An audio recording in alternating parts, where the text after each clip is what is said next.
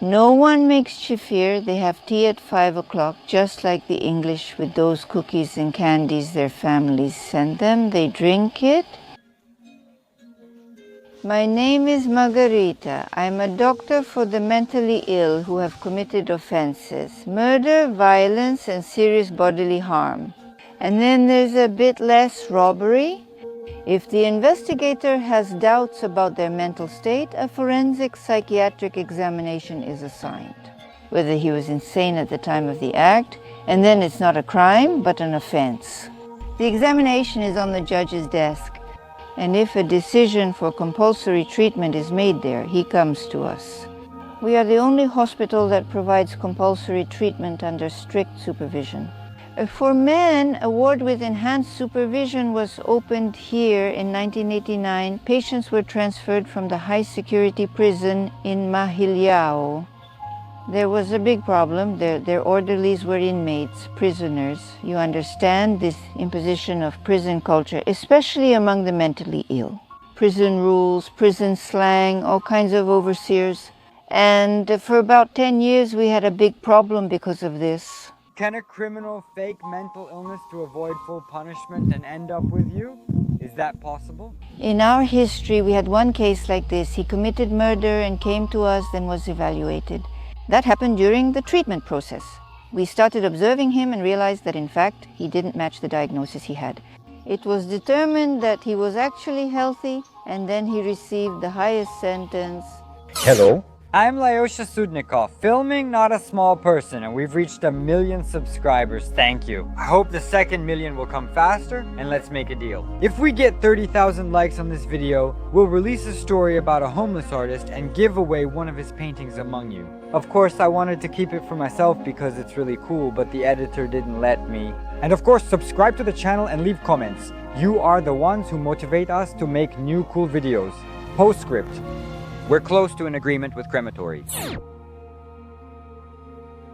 Actually, our historians call it a fortress house, but you could also call it a castle. The house was built in 1612 and finished in 1613. It is now an administrative building. And what kind of building is this? This is already one building, but it has 3 departments. That's exactly where these patients are kept. Who guards them?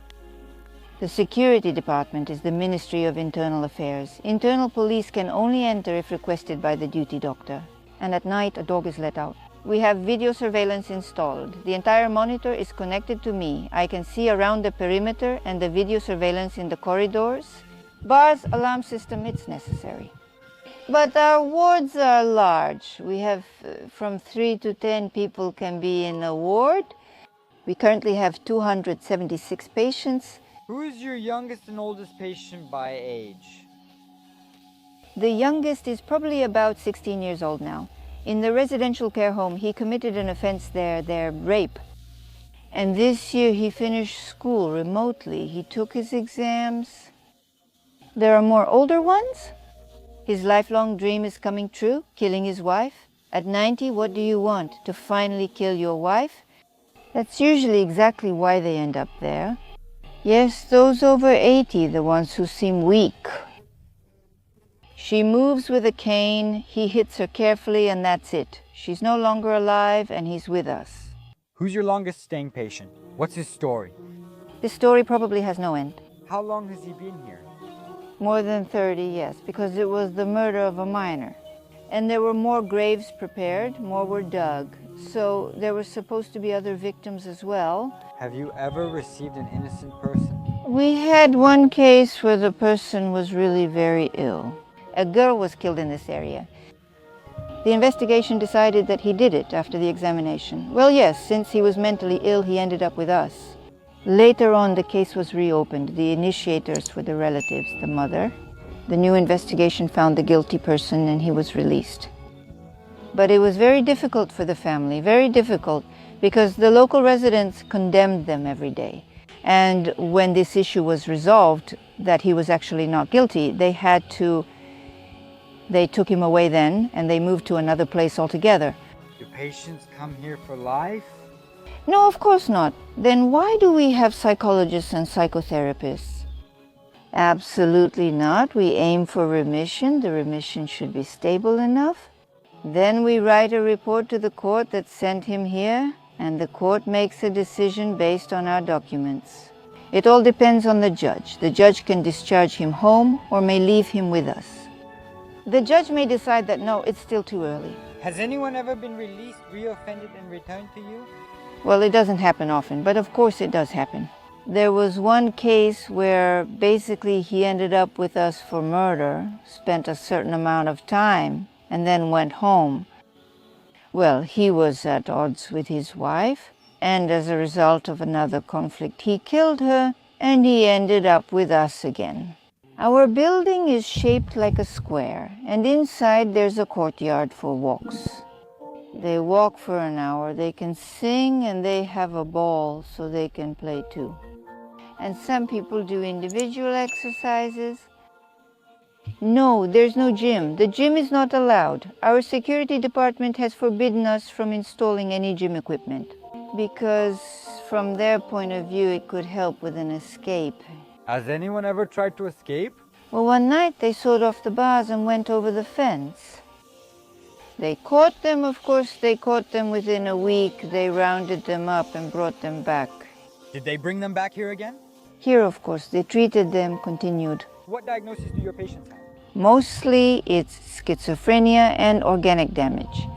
It's a post-traumatic condition or after a severe infectious illness. And also dementia. Mental illnesses generally have their roots in the family. More often it's a family cross to bear, and close people react differently to their relatives.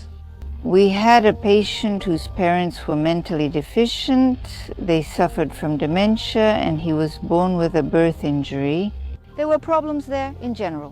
When he had behavioral problems, they couldn't think of anything better than to put him on a chain. Not just tie him up, but actually put him on a chain. The minimum goal of our hospital is to provide compulsory treatment with strict supervision, and the maximum goal is to cure the patient. In any case, to persuade him in such a way that he doesn't end up coming back to us. He himself should be interested in being healthy. That is the maximum goal. Has anyone who stayed with you gone on to live a normal, settled life? Yes, there was. Well, we have a person who was treated here, was discharged, and now he has his own business, and in general, everything is going well for him. He calls us from time to time and tells us about his life. Yes. How did you end up here? Murder? How long was he with you? I think it was about 7 years. He says this: I realized for myself that with alcohol, even with smoking, I need to stop. And if I notice even the slightest, if I see any change in myself, I go to the doctor right away. So this is the ideal scenario, what we are actually striving for. This is what we want. Are they patients or prisoners to you? Patients, that's fundamental. I know that he killed. If the article says it was with particular cruelty, I don't need the details of that cruelty. What matters to me is his mental state. But to dwell on how he killed and how he did it, I'm not interested in that. What matters to us about his crime is only his attitude toward it. And how do you treat them? If necessary, there are injections. If needed, there are pills. There are no straitjackets at all now, probably since the 1980s in psychiatry. There are no straitjackets, no paracetam, none of that. We don't use electroshock therapy. This type of treatment requires resuscitation. We don't have a resuscitation unit and we don't have a resuscitation specialist. If patients start acting out, what do you do with them? The patient is restrained to the bed, no more than an hour for this patient. In this forced position, they give an injection, he calms down, and then they untie him. Do the relatives of the victims call you? It happens that they call, of course. They ask, when will he be discharged? When should we expect him? There are such cases. That's how lucky you can be to live on the same floor with such a patient. And if his actions were also directed at his neighbor, and now the neighbor lives on this floor and thinks, when will he come back? When will they meet on the same stairwell?